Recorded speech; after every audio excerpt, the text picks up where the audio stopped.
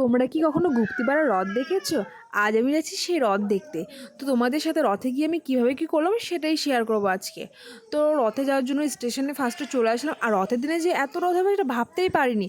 তো ট্রেন ধরে আমাদেরকে গুপ্তিপাড়া স্টেশনে নেমে টোটো স্ট্যান্ডে যেতে হবে। আর দেখো রাস্তাঘাট এখনই কতটা ভিড় হয়ে গেছে। তো আমরা উঠে পড়লাম, আর টোটো আমাদেরকে ঠিক নামিয়ে দিল রথের অনেকটা আগে, কারণ অত দূরে টোটো যাওয়ার অনুমতি ছিল না।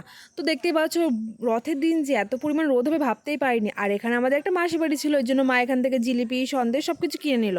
আর এই যে মাঠটা দেখতে পাচ্ছ না, এখান থেকেই রথের আসল মেলাটা শুরু। আর এখন যেহেতু দুপুরবেলা ছিল ওই জন্য অতটাও ভিড় নেই। তো আমরা এখন যাচ্ছি যেখানে রথটা ছিল সেই জায়গাটা। রথটা যেখানে থাকে তার ঠিক আগে একটা কালী মন্দির আর একটা শিব মন্দির পড়ে। তো আমি এটা কোনোদিনও যাইনি, তো এখানে গেলাম। তো গিয়ে ফার্স্টে বুঝতে পারিনি যে এখানে একটা কালী মন্দির আছে। তো ভেতরে গিয়ে দেখি এটা কালী মন্দির, আর এর সাইডেই ছিল শিব মন্দির। তবে শিব মন্দিরটা কিন্তু লক করা ছিল, এই জন্য বাইরে থেকেই সবাই এখানে শিব মন্দিরের পুজো দিচ্ছিল, অর্থাৎ শিব ঠাকুরের। আর এখান দিয়ে যেতেই দেখো এই পাশ দিয়ে রথ যাবে বলে দেখো এখনই কতটা ভিড় হয়ে গেছে। আর এখানেই দেখতে পেলাম সাপ খেলা, যেটা আমি ছোটোবেলায় খুব দেখতাম, আমাদের পাড়াও খুব যেত। তো তোমাদের পাড়ায় কি যেত অবশ্যই কমেন্টে জানাবে। আর দূর থেকে দেখা যাচ্ছে ওই যে রথটা এখনও কিন্তু টানা হয়নি, তো রথটা টানা শুরু হয়ে গেল। আর এই যে গাড়িগুলো দেখছো না, এখানে কিন্তু শুনেছি রচনা ব্যানার্জি এসেছিলো, তবে আমি দেখতে পাইনি কারণ প্রচণ্ড ভিড় ছিল।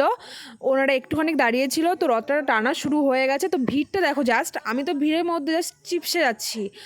আর তার উপর তো ভীষণ গরম ছিল। তো দেখতে পাচ্ছি এই যে গুপ্তিপাড়ার রথ, আমি ফার্স্ট টাইম কিন্তু এই প্রথমবার এত কাছ থেকে এই রথটা দেখলাম।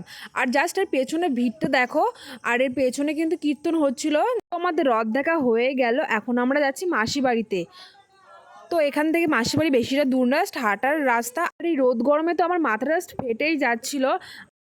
আর মাসির বাড়িতে যাওয়ার রাস্তায় এইখান দিয়ে শরবত দেওয়া হচ্ছিলো বিনামূল্যে। আর এই রোদ গরমে যেহেতু জলটাও টেস্টটা পেয়েছিল, এর জন্য এক গ্লাস শরবত নিয়ে নিলাম। তো মাসির বাড়িতে চলে আসে, আর মাসির বাড়ি থেকে ঘুরে এখন আমরা বাড়ি যাব। কিন্তু বাড়ির আগে যা হলো, বেরোনোর ঠিক একটু আগেই বৃষ্টি চলে আসলো।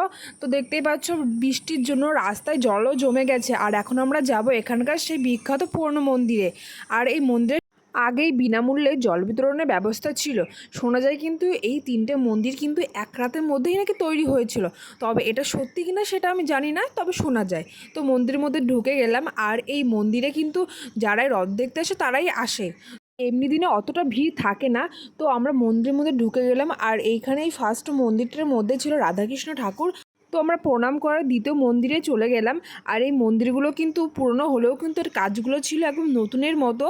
দেখতেই পাচ্ছ একদম নতুনের মতো লাগছে। তো দ্বিতীয় মন্দিরে চলে গেলাম। আর দ্বিতীয় মন্দিরে ছিল রাম, লক্ষ্মণ, সীতা আর হনুমান। তো ওখান থেকেও আমরা প্রণাম করে বাইরে বেরিয়ে চলে আসলাম। আর এখন আমরা যাব এখানকার সেই বিখ্যাত সুস্বাদু প্রসাদ। তবে এটা আমি শুনেই গেছি, তো আজকে সেটাই টেস্ট করব আর তোমাদের সাথে সেটাও শেয়ার করব। তো দেখতে পাচ্ছ যে অনেক ভিড় আছে। আর এখানে শুধু খিচুড়ি প্রসাদ না, সাথে জলও দেওয়া হচ্ছিল। তো আমিও যাই হোক কোনো ক্রমে এই ভিড়ের মধ্যে থেকে খিচুড়ি প্রসাদ নিয়ে নিলাম। তো দেখতেই পাচ্ছ, আর এটা সত্যি খুবই সুস্বাদু ছিল। আর এখন সন্ধ্যা হয়ে গেছে, এখন আমরা যাবো একটু মেলার মধ্যে। আর মেলা ঘুরে আমরা এখন বাড়ির দিকে যাচ্ছি। আর এই যে এইটা দেখছো না রথটা যেখানে রয়েছে, এটা হচ্ছে রথের মাসি বাড়ি। এখন আমরা ট্রেন ধরে বাড়ির দিকে যাবার। ভিডিওটা ভালো লাগলে লাইক করুন, শেয়ার করে দিও।